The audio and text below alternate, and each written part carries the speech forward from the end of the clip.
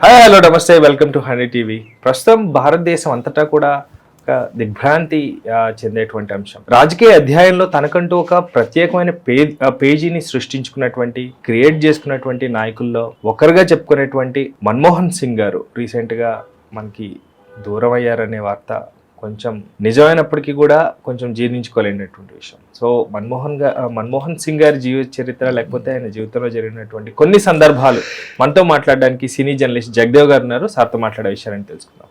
నమస్తే అండి. నమస్తే. సో రీసెంట్గా మన్మోహన్ సింగ్ గారు ఆయన అంతులేని లోకాలకి వెళ్ళటం జరిగింది. ఎక్కడున్న ఆయన ఆత్మ శాంతించాలని కోరుకుంటున్నాం.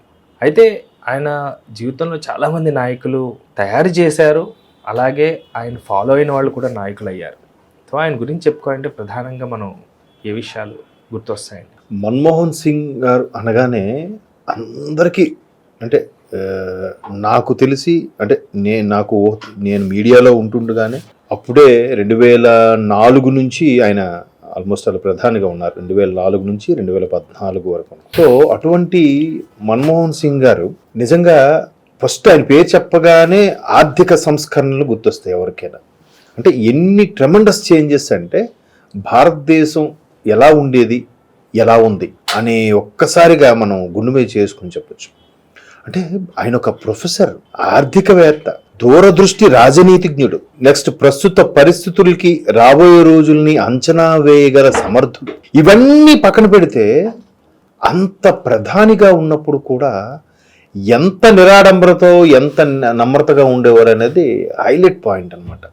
ఎక్కడ కూడా తొనికిసలాడకుండా, ఎక్కడ కూడా పిచ్చి పిచ్చి స్టేట్మెంట్లు ఇవ్వకుండా, ఎక్కడ కూడా పగలబడి నవ్వేలా కాకుండా గ్రేట్ అది. ఎందుకంటే చాలామంది చెప్పేది ఏంటంటే మన్మోహన్ సింగ్ గారికి సోనియా గాంధీ గారి కుటుంబం, సోనియా గాంధీ గారి కుటుంబంకి అండ్ అదే రాజీవ్ గాంధీ గారి కుటుంబంకి మన్మోహన్ సింగ్ మంచి అవినాభావ సంబంధం ఉంది. అందువల్ల మన్మోహన్ సింగ్ లాంటి వ్యక్తిని ప్రధాని చేస్తే దేశం పురోగతి సాధిస్తుందనే ఉద్దేశంలోనే సోనియా గాంధీ గారు కానీ ఏఐసిసి కానీ ఒక నిర్ణయం తీసుకుంది అనే ఉండేది. అంటే అప్పట్లో సోనియా గాంధీ గారే ప్రధాని అవుతారనుకున్నారు, కానీ చాలా హెజిటేషన్ వచ్చింది.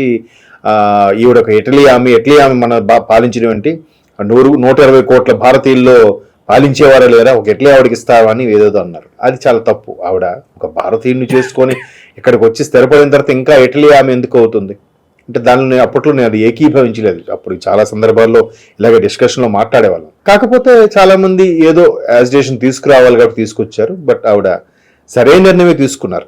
మేబీ మా ప్రణబ్ ముఖర్జీ గారు, ఆయన కూడా దివంగత మాజీ కేంద్ర మంత్రి, దివంగత రాష్ట్రపతి కూడా ప్రణబ్ ముఖర్జీ గారు. సో ప్రణబ్ ముఖర్జీ గారా ఈయన అనుకుని మొత్తానికి ఈయనకి ఇచ్చారు. అయితే ఈయన పనితనానికి అసలు వెలకట్టలేము. ఆయన సంస్కరణలు మనం అసలు ఎప్పుడు స్మరించుకుంటూనే ఉండాలి. అంటే ఈరోజు విద్యా హక్కు చట్టం కానీ, ఈ ఉపాధి హామీ పథకాలు కానీ, ప్రణాళికా సంఘానికి వైస్ ప్రెసిడెంట్ కానీ ఏదో కూడా చేశారు కొన్నాళ్ళు. అంటే భారతదేశ స్వతంత్ర భారతావని అదే రిపబ్లిక్ ఇండియా అనిపించుకున్న తర్వాత ఆల్మోస్ట్ చాలా చేంజెస్. ఒక విధంగా మహానుభావుడు పివి నరసింహారావు గారు ప్రధానమంత్రిగా ఉన్నప్పుడు ఈయన ఆర్థిక మంత్రిగా చేసినప్పుడు చాలా సంస్కరణలు, మాడిఫికేషన్స్ జరిగాయి. అందులో మెయిన్ విద్యా హక్కు చట్టం కానీ, ఈ ప్రణాళికలు కానీ. ఇంకోటి ఏంటంటే నాకు బాగా ఇంప్రెసివ్ అయిపోయింది, ఎంటైర్ కాంగ్రెస్ ప్రభుత్వానికి కాదు, మేబీ ఆ క్రెడిట్ మన్మోహన్ సింగ్ గారికే వెళ్తుందేమో, RTI right to information act మాత్రం చాలా మంచి యాక్ట్ అది. అంటే సామాన్యుడు కూడా ఎవరైనా ప్రభుత్వం సంబంధించి పెద్ద పెద్ద విషయాలకు సంబంధించి నాకు ఈ విషయానికి తెలుసుకోవాలనుకుంటున్నాను లెటర్ రాస్తే ఖచ్చితంగా అది పోస్ట్ ఆఫీస్లో ఏదో చలానా ఏదో DD తీయాలి, 120 రూపీస్ అంత ఉంటుంది. ఆ చట్టం ద్వారా ప్రతిదీ కూడా తెలుసుకోవచ్చు. చూడండి, అది అంత మంచి ఇన్ఫర్మేటివ్ అండ్ చాలా దాన్ని ఏమంటారు యూస్ఫుల్ రైట్ అది. రైట్ టు ఇన్ఫర్మేషన్ అంటే సమాచార హక్కు చట్టం అనేది. సో అది కూడా మన్మోహన్ సింగ్ గారి హయాంలోనే జరిగింది. అలాగా ప్రతిదీ కూడా అంటే ఎంత బాగానంటే ఒక్కొక్క టైంలో 91లో ఆయన ఆర్థిక మంత్రిగా ఉన్న నేపథ్యంలో 92లో ఇండియాలోనే ది బిగ్గెస్ట్ స్కామ్ మన షేర్ మార్కెట్ ఒక్కసారిగా కుదేలైపోయింది. హర్షద్ మెహతా గారు పేరు వినే ఉంటారు. 92 బిగ్గెస్ట్ స్కామ్ అని చాలా తర్వాత వెబ్ సిరీస్ వచ్చాయి. మీరు ఎప్పుడైనా చూడండి అసలు ఎంత ఆయన హర్షద్ మెహతా అనే మేధావి ఎంత బాగా ఏం చేశాడు అనేది కూడా తెలుస్తుంది. ఒక్కసారిగా ఆ షేర్ మార్కెట్ కుదేలైంది. దాన్ని ఎప్పటికీ బ్యాలెన్స్డ్గా ఇబ్బంది లేకుండా నడిపించాడంటే దట్ క్రెడిట్ గోస్ టు ఆ మహానుభావుడు మౌన ముని అని అనుకోవచ్చు ఆయన నిజంగా. ఆయన ఎక్కడ మీరు చూడండి, ఒక 100 క్వశ్చన్లు వేస్తే సింపుల్గా ఒకటే ఆన్సర్ చెప్పేవాడు ఆయన. అంత మేధావి మన్మోహన్ సింగ్. చాలా చోట్ల మనం వింటూ ఉంటాం, మాట్లాడేస్తే విలువ పోతుంది, కానీ మాట కన్నా కూడా మౌనం చాలా విలువైంది, మాట కన్నా మౌనమే 100 రెట్ల సమాధానం అన్నట్టు ఆయన ప్రత్యక్ష లేదండి. ఇప్పుడు ఈవెన్ ప్రతిపక్షంలో అప్పుడు ఆయన ప్రధానమంత్రిగా ఉన్నప్పుడు ప్రతిపక్షంలో ఉన్న బీజేపీ వాళ్ళు కూడా, ఈవెన్ ప్రధానమంత్రి నరేంద్ర మోదీ లాంటి వ్యక్తులు కూడా మన్మోహన్ సింగ్ గారిని ఎంత మెచ్చుకునే వాళ్ళంటే, అంటే అంత గొప్ప ఆర్థిక తత్వవేత్త నిజంగా మన్మోహన్ సింగ్ గారు. ఆయన చేసిన సంస్కరణలు ఇప్పటికీ బ్యాంకింగ్ సెక్టర్ సంస్కరణ కానీ, ఆర్బీఐ గవర్నర్గా పనిచేసినప్పుడు కానీ, అంటే ఎక్కడికి వెళ్తే ఆయన మార్కు చూపించుకున్నాడంటే అది చాలా గొప్ప విషయం. అంటే ప్రధానమంత్రి అయినా కూడా సింపుల్గానే అదే డ్రెస్సింగ్ స్టైలు, అదే బాడీ లాంగ్వేజ్. అంటే ఒకానొక సందర్భంలో ఈవెన్ కాంగ్రెస్ వాళ్ళు కూడా ఆయన గురించి చేసిన విమర్శ ఏంటంటే, అటువంటి మేధావుల మౌనం దేశానికి ప్రమాదకరం అని అన్నారు కాంగ్రెస్ నాయకులు. అంటే అంత మేధావి మౌనంగా ఉంటే ఎట్లా?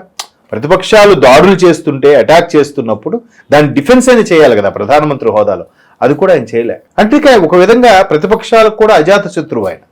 మన్మోహన్ సింగ్ గారి గురించి ఎవరైనా తప్పుగా విమర్శించినట్టు కానీ, లేదా ఆయన ఒక స్కామ్ చేశాడని కానీ, లేదంటే ఆయన ఒక రాంగ్ స్టేట్మెంట్ ఇచ్చాడని కానీ ఎక్కడైనా ఉందేమో చూడండి. మీరు ఒకసారి పాత న్యూస్ పేపర్లు కానీ, పాత న్యూస్ ఏదైనా తిరగేసి చూడండి, ఎక్కడ నెవర్. 72 ఏళ్ళ వయసులో, ఇప్పుడు 92, ఆల్మోస్ట్ 72 ఏళ్ళ వయసులో ప్రధానమంత్రి అయ్యారు. 72-82 వరకు అంటే ఎంతవరకు చేతనైతే అంతవరకు చేయగలిగారు. సో అది మనం అంటే ఆల్రెడీ ఇవాళ రేపు నెట్లో కొడితే అవన్నీ డీటెయిల్స్ అన్నీ కూడా వచ్చేస్తాయి. లక్కీగా అంటే ఆయన ప్రధానమంత్రిగా ఉన్నప్పుడు మనం కూడా మీడియాలో ఉన్నాము, ప్రతిదీ న్యూస్ కవరేజ్లో మనం కూడా భాగస్వామి అయ్యామని గర్వంగా చెప్పుకోవచ్చు. అట్ ది సేమ్ టైం అక్కడ 2004లో సెంట్రల్లో యూపీఏ గవర్నమెంట్ వచ్చింది మనకి. అప్పుడు ఉమ్మడి ఆంధ్రప్రదేశ్లో, స్టేట్లో కూడా కాంగ్రెస్, రాజశేఖర రెడ్డి గారి ముఖ్యమంత్రి. దురదృష్టవశాత్తు 2009లో ఆయన చనిపోయారు. బట్ 2009 నుంచి మళ్ళీ 14 వరకు కూడా ప్రధానమంత్రి మన్మోహన్ సింగ్ గారే కొనసాగారు. అంటే ఇప్పుడు కూడా మన్మోహన్ సింగ్ గారు చేసిన సంస్కరణలు కానీ, ఆయన ఇచ్చిన డెసిషన్ తీసుకున్న బడ్జెట్లో కొన్ని సమావేశాలు కానీ, పార్లమెంట్లో ప్రవేశపెట్టిన కొన్ని బిల్లు కానీ ఎప్పుడు కూడా ఏఐసిసి అధ్యక్షురాలుగా సోనియా గాంధీ గారు ఎప్పుడు ఖండించలేదు, దాన్ని తప్పని ఎప్పుడు చెప్పలేదు. కానీ ఒకనొక సందర్భంలో లాస్ట్లో, సో 2013-12 సరిగ్గా 13 లాస్ట్లో ఎప్పుడు అనుకుంటా, రాహుల్ గాంధీ గారు మాత్రం ప్రధానమంత్రి పాస్ చేసిన బిల్లుకి మాత్రం అడ్డుకోవాలి అన్నట్టుగా ఏదో ఆ బిల్లు అప్పట్లో చాలా దుమారం రేపింది, నాకు సరిగా గుర్తు రావట్లేదు.